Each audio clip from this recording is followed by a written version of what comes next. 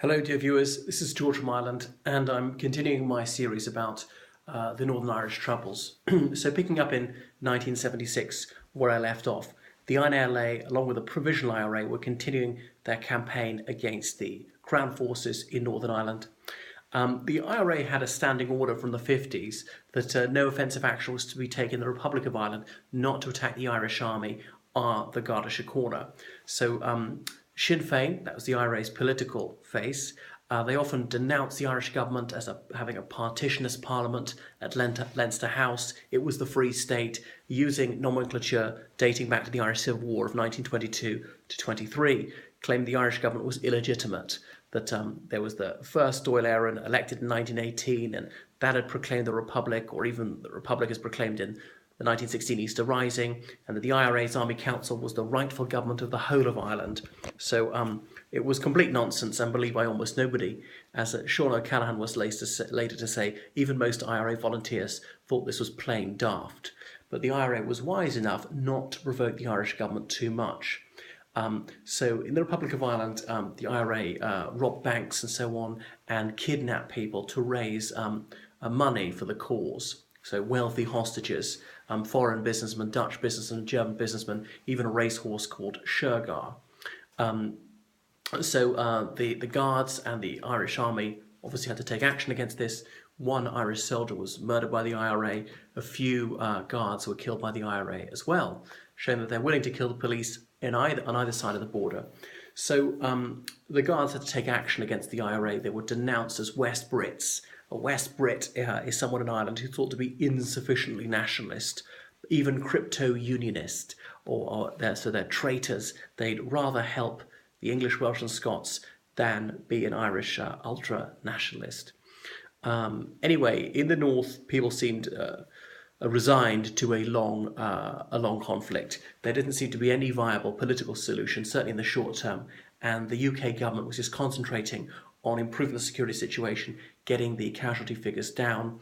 Roy Mason was the Secretary of State for Northern Ireland. Let me see. People didn't seem to perceive much improvement. I knew a man who was a Times journalist in Northern Ireland in the 70s, and he said that the Labour government seemed more gung-ho about the conflict than Conservative ministers. He said some Conservative MPs seemed to treat Northern Ireland as though it were a colony and think, well, let's just kind of deal with the IRA.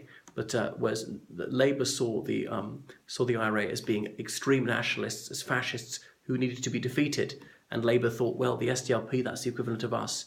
So we must help these decent people by getting rid of the extremists. And of course, the Loyalist terrorists were extreme too.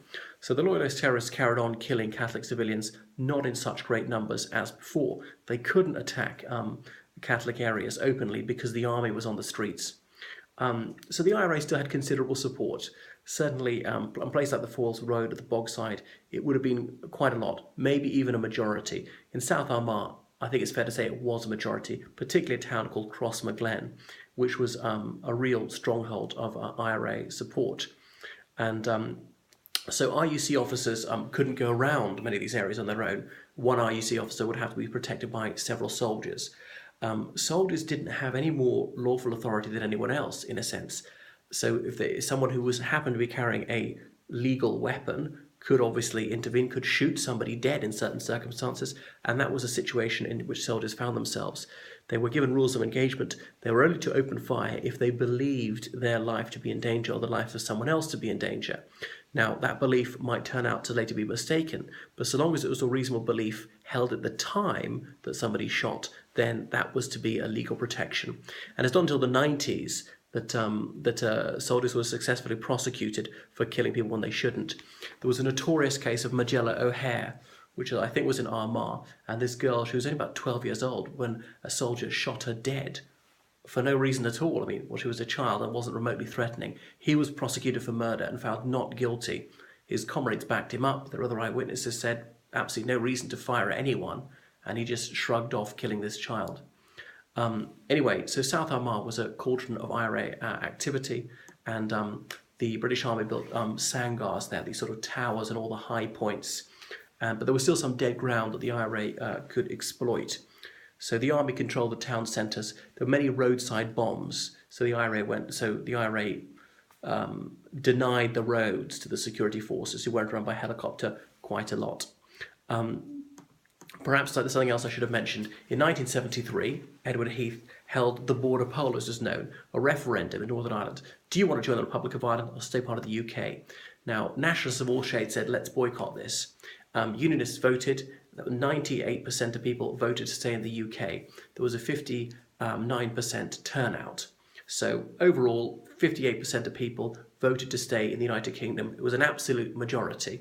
So the nationalists had tried to make the whole thing look ridiculous by just not voting at all. A few nationalists had voted.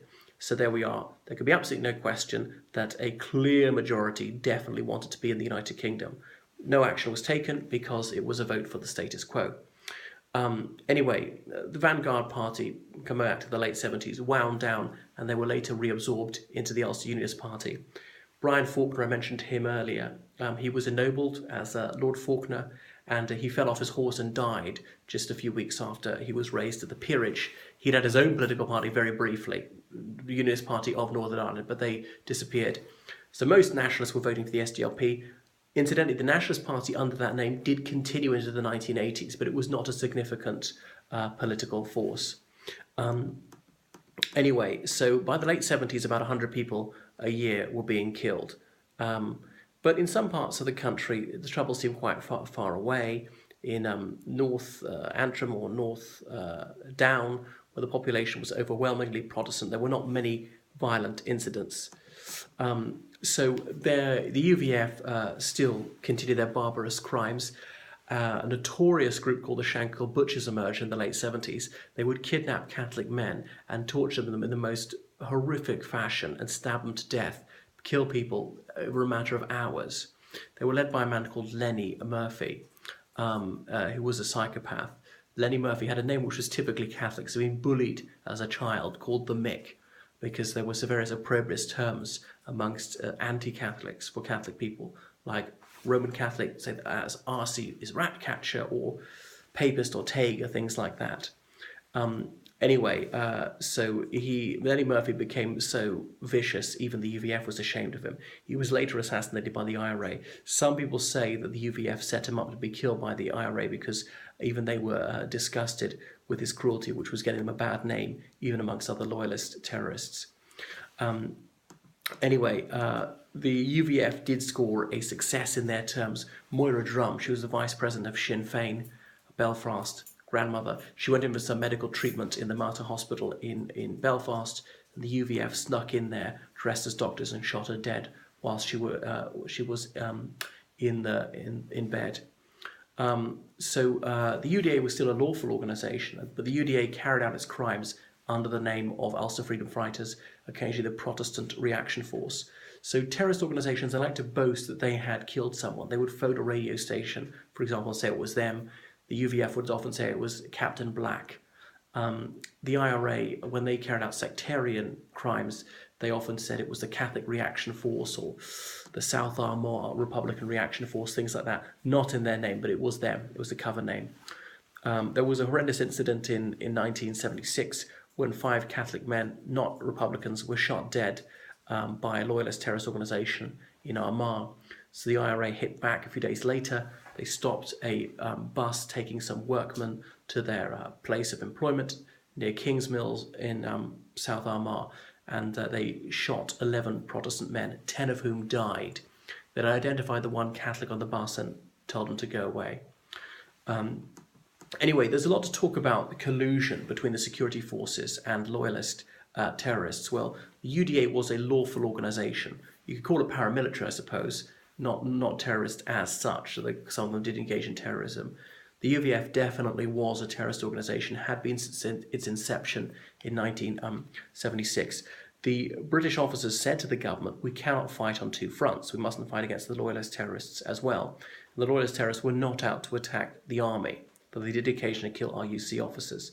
So the army was concentrating on defeating the IRA. Now, definitely a few soldiers had loyalist sympathies and assisted them in targeting the IRA and INLA.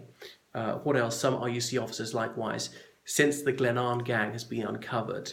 And this was a group of RUC officers and indeed UDR men who in the 70s and 80s, based at a farm called Glenann, attacked Republican targets, killed members of the IRA, INLA, and indeed Catholic civilians, deliberately killing civilians. That was no accident. So some of that is proved, and some members of the security forces were convicted of carrying out such crimes.